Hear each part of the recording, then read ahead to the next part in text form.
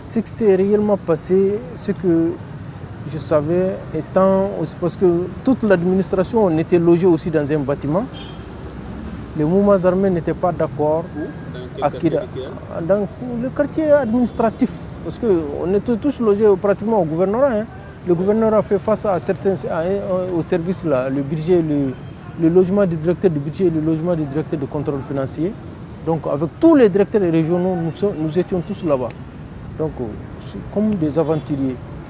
Mais ce qu'on savait, c'est que la population, les mouvements armés n'étaient pas d'accord que le Premier ministre vienne à Kidal. Donc, il y a eu beaucoup de dessous, ils ont les raisons, ils inventaient, ils disaient leurs préoccupations par rapport à ça. Et qu'on a compris aussi de l'autre côté que le Premier ministre, l'État était aussi déterminé à partir à Kidal en tant que région du pays. Bon, le jour même où le Premier ministre devrait arriver, depuis le matin de bonne heure, c'était le coup de feu qui nous ont réveillés. On s'est réveillés sous des coups de feu. Vers 6 heures comme ça, c'était des coups de feu. Donc on est resté. On était obligé de quitter le logement comme ça fait face au gouvernorat et on est parti au gouvernorat. C'est là-bas qu'on devrait accueillir le Premier ministre. Et toute la population avait marché. Pratiquement toute la population, parce qu'on était là-bas, moi je ne voyais pas, mais j'ai des contacts qui me disaient que c'est toute la population qui a marché et qui se dirigeait vers là, le gouvernorat. Et effectivement, nos forces armées de sécurité qui étaient là-bas avaient tenu le coup.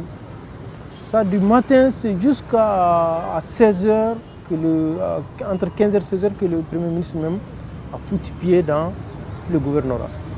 On s'est salué, on a tenu aussi la conférence de cadre, parce que c'est ce qu'on appelle en région, chaque fois qu'un ministre vient, il rencontre les cadres. On a tenu la conférence de cadre. Donc on a beaucoup bavardé, les travailleurs ont exprimé vraiment leurs besoins. Le maire avait présenté aussi, s'était présenté aussi, il avait souhaité aussi la bienvenue. Mais sous des coups de feu intenses. Donc ça n'allait pas. Le Premier ministre a fini son entretien avec l'administration. Il est retourné. Mais maintenant, nous, on pensait que les forces de sécurité qui étaient là-bas, quand même, l'avaient tous accompagné. Et nous qui étions restés là-bas, on était devenus les victimes de ceci, en réalité. Et c'est de là qu'ils ont tué vraiment beaucoup de cadavres. Le Premier ministre a quitté la salle, ce n'est pas le départ. Le Premier ministre a quitté la salle vers 17h. Quand le Premier ministre a quitté la salle, il a voulu aller au gouvernorat partir. Il a voulu aller à l'aéroport. L'administration avait dit que l'avion n'allait pas partir la nuit, parce qu'il faisait déjà nuit. Donc le Premier ministre était parti au camp militaire de l'armée malienne. Et effectivement, c'est au camp de l'armée malienne qu'il a passé la nuit. Et le lendemain, ils sont partis. Donc le lendemain, et après son départ, c'est là qu'ils sont rentrés. Ils sont rentrés. Moi, ce que je savais, c'est qu'il y a une dame qui faisait partie des gens qui préparaient pour nous. Elle courait pour rentrer dans la salle. Elle disait que là-haut, c'était un étage, là-haut avait pris feu.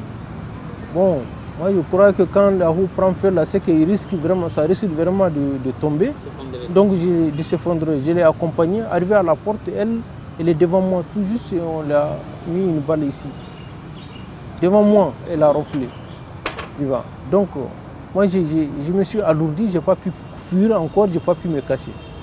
Et les deux premiers qui ont foutu pied quand même dans la salle, moi j'étais le premier sur lequel ils ont tiré. Ce que je sais, c'était deux jeunes personnes. Deux jeunes.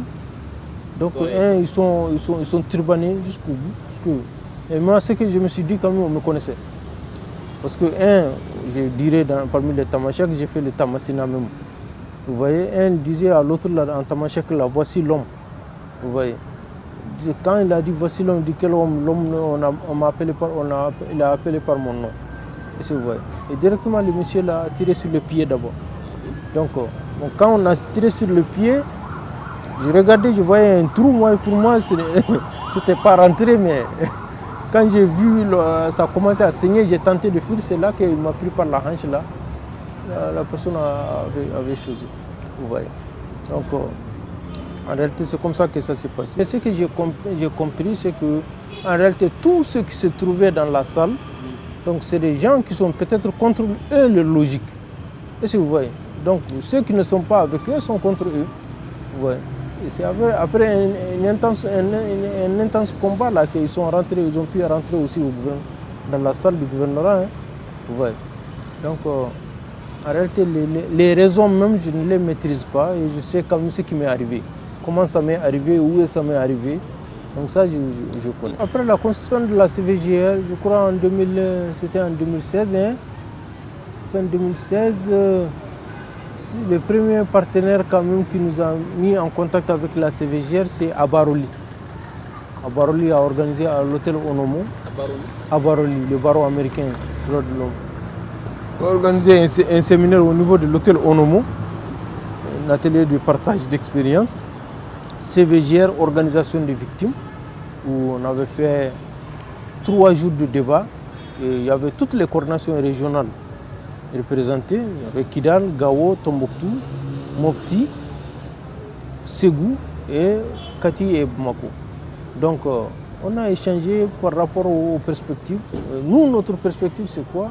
C'est que les victimes aient une représentation au niveau de la CVGR. Et parce que partout où il y a eu CVGR, il y a eu quand même une représentation, il y a eu comme une organisation des victimes. Et c'est d'ailleurs notre combat. C'est notre combat et on ne lâche pas. On a signé un accord de partenariat avec la CVGR. CVGR, organisation des victimes. C'est ma modeste personne même qui est signé, je veux dire, l'accord. Et il est dit également aussi à ce que chaque trimestre, et qu'une partie peut appeler l'autre pour qu'on se fasse des propositions, pour qu'on essaye de voir les acquis et aussi voir les perspectives. Donc nous sommes sur cette lancée-là. Ce qui est sûr, jusqu'à là où nous en sommes, le rapport est très très bon avec la CVGR. On a de bons rapports. Et maintenant, nous voulons effectivement aussi plus. On ne veut pas que le rapport soit toujours verbal. Nous voulons que le rapport soit aussi souvent financier, que le rapport soit aussi souvent appui psychologique, psychomédical. Nous, les victimes aussi, il faut qu'on comprenne, la CVJR et la mandat. La CVJR n'a pas mandat d'indemniser, de réparer.